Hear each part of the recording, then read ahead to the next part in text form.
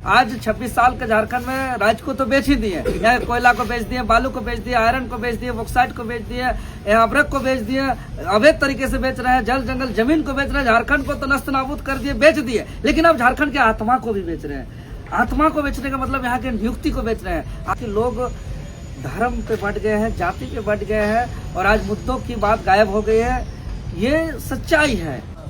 झारखंड के छात्रों को, झारखंड वासियों को देवेंद्र नाथ महतो जी क्या मैसेज देना चाहते हैं कि मुद्दे की बात करें, व्यवस्था को व्यवस्थित करने की बात करें, इसको लेकर ट्राइबल इंडिया टीवी में एक कमिटमेंट के साथ आप सब राज्य के तमाम छात्र हताश न हो, निराश न हो, अपना विश्वास को बनाए रखें, एकजुटता को बनाए रखें। जो लड़ाई जेपीएससी जेएसएससी का जो क्लीन मूवमेंट हम लोग चला रहे हैं, इस अभियान को अंजाम तक पहुंचाएंगे।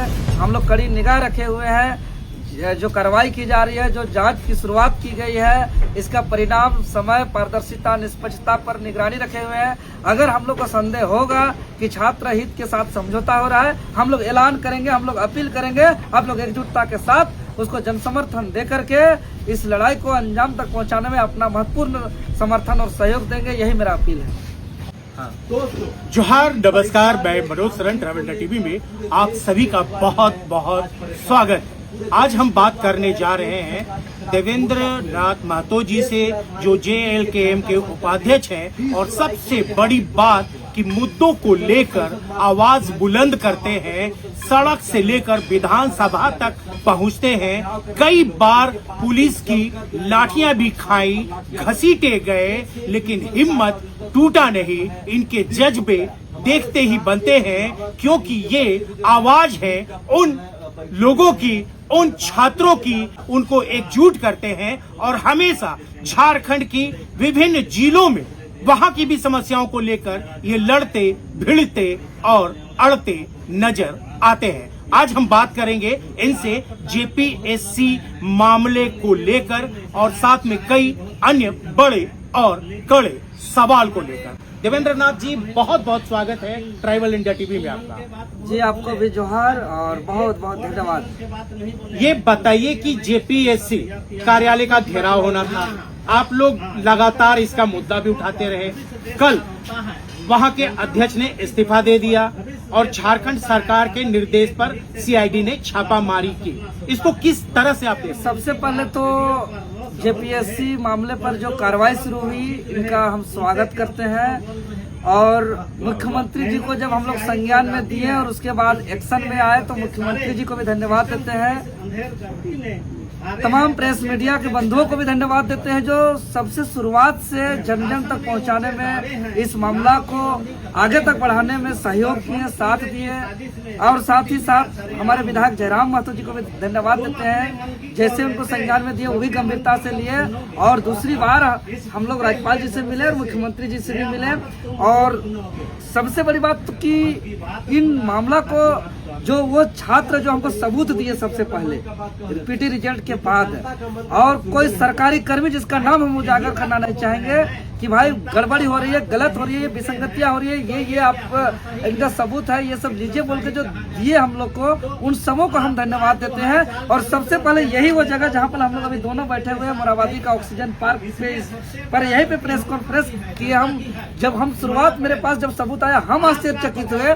मेरा पहला लाइन था कि ये जो आज का प्रेस कॉन्फ्रेंस है, ये राजनीतिक लाभ के लिए नहीं, बल्कि झारखंड के लाखों छात्रों जिसका भविष्य अंधकार में है, जिसका मेहनत को, संघर्ष को पानी में फेरा जा रहा है, आज उसके हित के लिए ये है। और उसके बाद फिजिकली भी आंदोलन का शुरुआत किए, पुतला दहन भी किए, दो बार महामहिम राज्यपाल जी से मिले।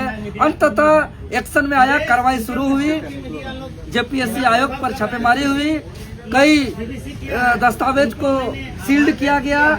जो एजेंसी है, एजेंसी पर भी कार्रवाई हुई, एजेंसी को लोग पर भी हिरासत लिया गया। कुल 8 ठिकानों पर छापेमारी हुई और 8 लोगों को हिरासत में लिया गया। यह कार्रवाई स्वागत योग्य है। लेकिन यहाँ पर हम एक बात और कहेंगे, सिर्फ जांच से हम लोग झारखंडियों को संतुष्ट नहीं होना चाहिए, क्योंकि सिर्फ जांच की बात करें तो जेपीएससी पर ही इससे पहले के अलग अलग विभाग के कुल 11 भर्ती परीक्षाओं पर सीबीआई जांच कर रही है। लेकिन जांच का रिपोर्ट क्या है वो सार्वजनिक नहीं हुआ। जांच से संतुष्ट नहीं हुए छात्र, कार्रवाई क्या हुई कि नहीं हुई किसी को मालूम नहीं है। कई जेपीएससी पर सीबीआई ने नेम्ड एफआईआर करते हुए चार्जशीट दायर किया, लेकिन वो लोग भी बेल पर आज नौकरी कर रहे हैं। तो आपको क्या लगता है कि ये जो आवाज उठी, जो आरोप लगा 14वीं जेपीएससी को रिजल्ट को लेके कि रात 12 बजे रिजल्ट जारी की जाती है, तो अगर ये आवाज नहीं उठती, ये दबाव नहीं बनता, तो जेपीएससी जो है खामोशी से अपने काम को तो अंजाम तक पहुंचा दिया। बिल्कुल, इसमें कोई संदेह नहीं। अरे इसमें भी वो मानने वाले नहीं थे। जब ओएमआर हमने सार्वजनिक रूप से पहली बार उसको सार्वजनिक प्लेटफॉर्म पर लाया था, पब्लिक के बीच पे लाया था, सार्वजनिक किया था, जिसमें पेपर 1 में मात्र 48 ही क्वेश्चन आंसर किया हुआ था और वो रोल नंबर रिजल्ट पर था, उसको तो मानने ही वाले नहीं थे। लेकिन हमने जब अड़ गए और बार बार उस पर रहे कि भाई दूसरी बात की मेंबर खुद असहमत है एजेंसी की कार्यशैली से और हस्ताक्षर नहीं किए रिजल्ट पर, यह बहुत बड़ा संदेह जाता है। उसको भी सार्वजनिक प्लेटफॉर्म पर हम नहीं तो जो ब्लैक लिस्ट, और सबसे बड़ी बात की हरियाणा और यूपी जैसे खास राज्यों से ही असाधारण चयन 50 अनारक्षित सीट के लिए 418 हुआ, जो संदेह का घेरे में था। और ये सब बातों को ला रहे थे तो मानने वाले नहीं थे। सब पॉसिबल है, सब पॉसिबल है, वो कर रहे थे। तो जो ब्लैक लिस्टेड एजेंसी है उसको काम दिया जाता है। सबसे बड़ी बात तो, सबसे बड़ा मुद्दा तो ये है। दूसरी बात कि ये किसी 2-4 लोगों की मिली भगत से तो इतने बड़े जो जेपीएससी है कार्य कर रहा होगा, जो इस तरह से गतिविधियां चल रही होगी, अनियमितताएं चल रही होगी, केवल चंद लोगों पे कार्रवाई करके तो शांत नहीं होना चाहिए। ऐसा में कोई छात्र का भला भी होने वाला नहीं है। ऐसा चेयरमैन का आना जाना, सेक्रेटरी का आना जाना इससे पूर्व भी कई बार हो चुकी है, लेकिन वहाँ जो धांधली कम नहीं हुई है। आज वहाँ सेटिंग का रेट भी बढ़ता जा रहा है। आज अभी के समय में जो बच्चों के बीच जो खबर आती थी, पहले जो 10-15 लाख में होती थी, आज के डेट में वो बढ़ करके लाख, करोड़, सवा करोड़ तक पहुंच गई है। और ये जो सेटिंग वेटिंग किया जा रहा है, जो धांधली किया जा रहा है, जो ओएमआर में फेरबदल किया जा रहा है, ये सिर्फ एक यही मामला नहीं है और यह इसका प्लान पहले से किया हुआ है। ये जो हमको प्रतीत होता है, क्योंकि सिर्फ ये जो एजेंसी है टीडीपी है, ये एजेंसी को 8 जिम्मेवारी दी गई है, जिसमें से क्वेश्चन आवेदन ऑनलाइन प्राप्त करना से लेकर के उनका एडमिट कार्ड जारी करना, ओएमआर प्रिंट करना, ओएमआर को आंसर जमा होने के बाद उसको प्रोसेसिंग करना, रिजल्ट को तैयार करना, सब का सब सिर्फ यही एजेंसी को। और ये एजेंसी जबकि यूपी में पहले से ब्लैक लिस्टेड है, झारखंड में भी जेएसएससी में पिछले साल 2025 में ब्लैक लिस्टेड हो चुका है, उसके बावजूद जेपीएससी में दिया गया और सभी जिम्मेवारी दिया गया। तो अभी जांच भी हो रही है, तो जांच करने वाले टीम को भी, सीआईडी टीम को और रांची पुलिस टीम को ये चुनौती होगी और यहाँ पर चोरी पकड़ने में मुश्किल होगी कि ये की एजेंसी पर सारा जिम्मेवारी है, तो कैसे कहीं पर अलग अलग चीज दिखेगा। जो होगा शुरू से लास्ट तक तो वही दिखेगा। तो आप जो छात्र हित को लेकर लड़ते रहते हैं, जेपीएससी के कार्यशैली पर भी सवाल उठाते रहते हैं, तो आपके भी तो कई ऐसे दोस्त मित्र होंगे, जानने वाले होंगे जो जेपीएससी के लिए तैयारी करते हैं, बैठते हैं, लेकिन उनको कामयाबी नहीं मिलती है। इस 26 वर्ष के झारखंड में आखिर तस्वीर और तकदीर कैसे बदलेगी, कैसे यहाँ पर पूरा जो व्यवस्था है वो व्यवस्थित हो? देखिए, इसके लिए सबसे महत्वपूर्ण चीज जो है कि नियुक्ति संस्था को ठीक करना होगा। आज 26 साल के झारखंड में राज्य को तो बेच ही दिए, यहाँ कोयला को बेच दिए, बालू को बेच दिए, आयरन को बेच दिए, बॉक्साइट को बेच दिए, अब्रक को बेच दिए, अवैध तरीके से बेच रहे हैं, जल जंगल जमीन को बेच रहे हैं, झारखंड को तो नस्त नाबूद कर दिए, बेच दिए। लेकिन अब झारखंड की आत्मा को भी बेच रहे हैं। आत्मा को बेचने का मतलब यहाँ की नियुक्ति को बेच रहे हैं। आज कौन इस राज्य को मजबूती से खड़ा करेगा?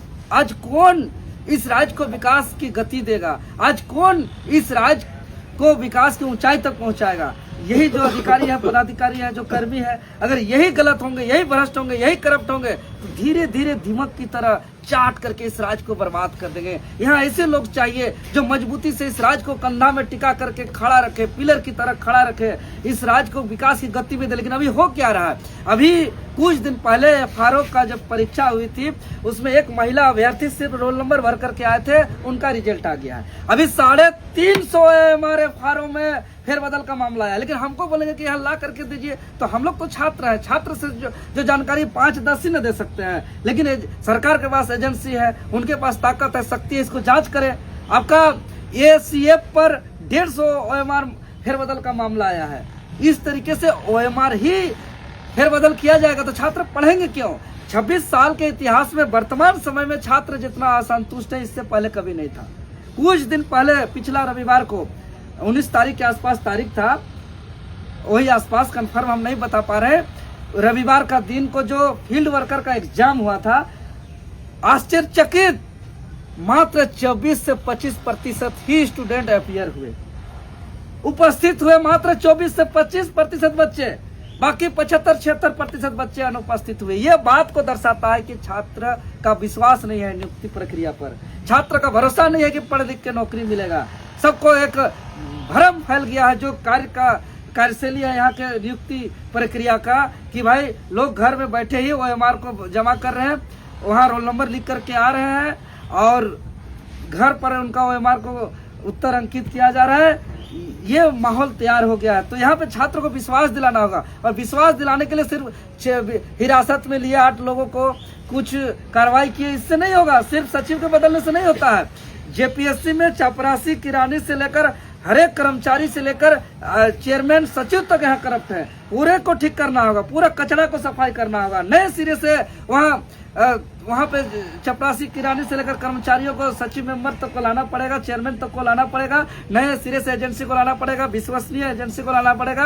नहीं तो सरकार अपने निगरानी पर खुद संचालित करे, एजेंसी के भरोसे काम न करे, तभी जा करके छात्र का एक विश्वास जीत पाएंगे, अन्यथा बहुत मुश्किल है। तो झारखंड में तो कई सारी समस्याएं हैं, कई बातें होती हैं, लेकिन आए दिन मुद्दा विहीन बातें हो रही हैं। लोग सोशल मीडिया में कोई शेर बन जा रहा है, कोई शेरनी बन जा रहा है, मुद्दा विहीन बातें, धार्मिक, जातिवाद और इन्हीं सब चीजों को लेकर लोग आपस में भड़ रहे हैं। कहीं एकता नहीं दिख रहा है। कोई एक अम्ब्रेला के नीचे खड़ा होके वो आवाज, वो हुंकार कि झारखंड वासी, झारखंड के छात्र, झारखंड के नेता, झारखंड के विधायक, झारखंड के सांसद कुछ कह रहे हो, न संसद में देखने को मिलता है, न विधानसभा में देखने को मिल रहा है। आप हमेशा से लाठी भी खाते रहे, फिर भी आप लड़ते रहे हैं, तो और कोई देवेंद्र नाथ महतो बन क्यों नहीं रहा है? और कोई क्यों नहीं अड़ रहा है?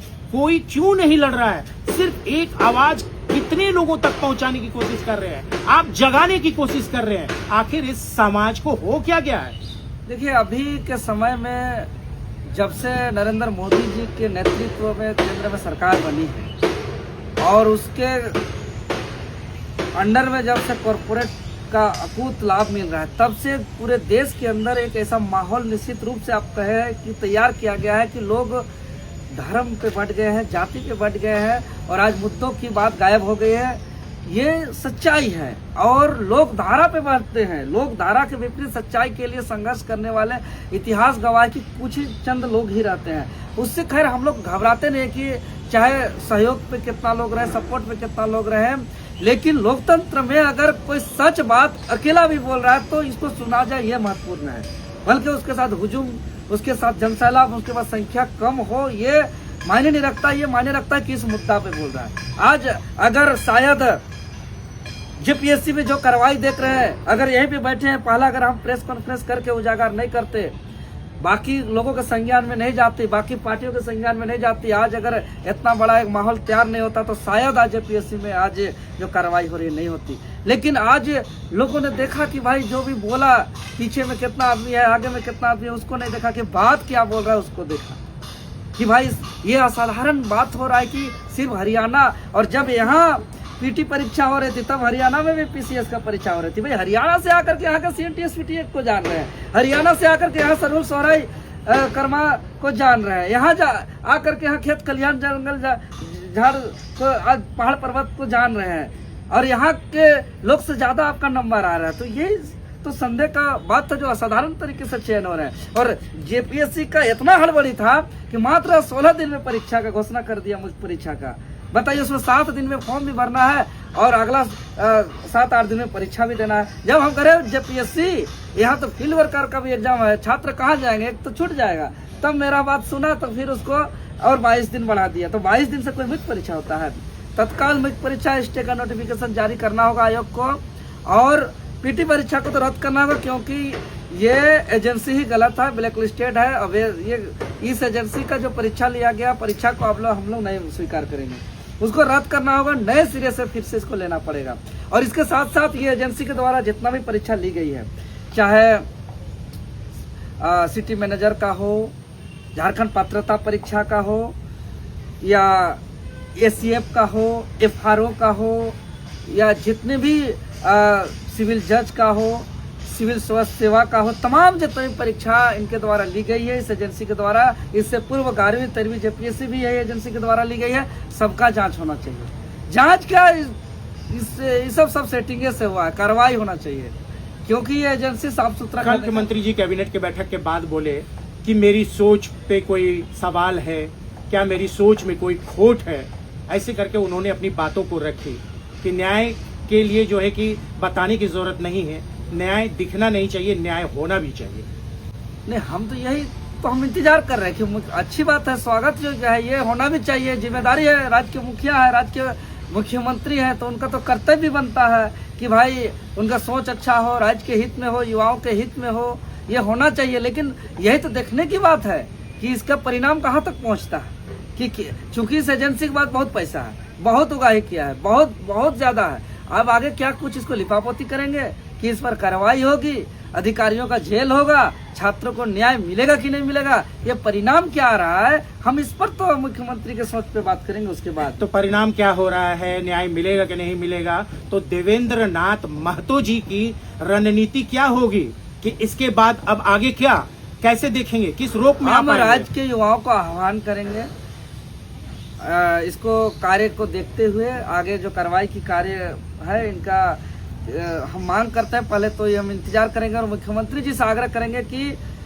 जांच शुरुआत होना महत्वपूर्ण नहीं है, ये तो स्वागत योग्य है, इसके साथ साथ कितना दिनों तक जांच चलेगी, समय सीमा के अंदर जांच हो, पारदर्शिता के साथ जांच हो, निष्पक्षता के साथ जांच हो, जांच रिपोर्ट को पब्लिक डोमेन में सार्वजनिक किया जाए और छात्र को न्याय दिया जाए। अगर ऐसा नहीं होता है तो हम राज्य के युवाओं का आह्वान करेंगे, राज्य के युवाओं को अपील करेंगे कि हम लोग जंतर मंतर के तर्ज पर पूरे लाखों की संख्या में जुटेंगे और एक बार आर और पार की लड़ाई लड़ेंगे। ये रोज लड़ने से अच्छा जेपीएससी और जेएससी का पूर्ण रूप से सफाई कर देंगे। भारतीय जनता पार्टी को कहिए कि छात्र हित के लिए नीट पेपर लीक पर भी बात करेंगे, उस पर भी सड़क पे उतरेंगे, उस पर भी आंदोलन करेंगे।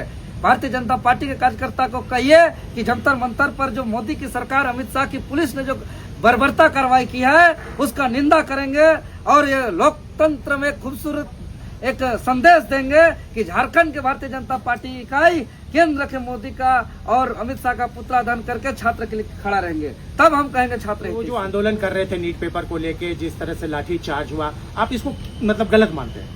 नहीं, सही, आंदोलन सही है, आंदोलन पर बर्बरता लाठी चार्ज कार्रवाई हुई है वो गलत है, तो जो वो बहुत गलत है, ये लोकतंत्र में कभी स्वीकार नहीं तो होगा। लोकतंत्र में ये भी तो नहीं है कि आंदोलन करे और मुंह में कपड़ा बांधे, किसी की गाड़ी को उलट दे, कहीं पत्थरबाजी करे, किसी के साथ सुनिए ना, बदतमीजी करे, तो बात वैसे कौन लोग समझिए। होते हैं? आज दिल्ली का जंतर मंतर के 7 मिनट की दूरी में प्रधानमंत्री जी रहते हैं, इर्द गिर्द गृह मंत्री जी रहते हैं, तमाम मंत्रिमंडल रहते हैं और वहां पर पिछले कई दिनों से देश के बहुत प्रतिष्ठित शिक्षाविद, पर्यावरणविद, लोगों के प्रेरणा स्रोत सोनम वांगचुक जी शांतिपूर्ण भूख हड़ताल पर थे।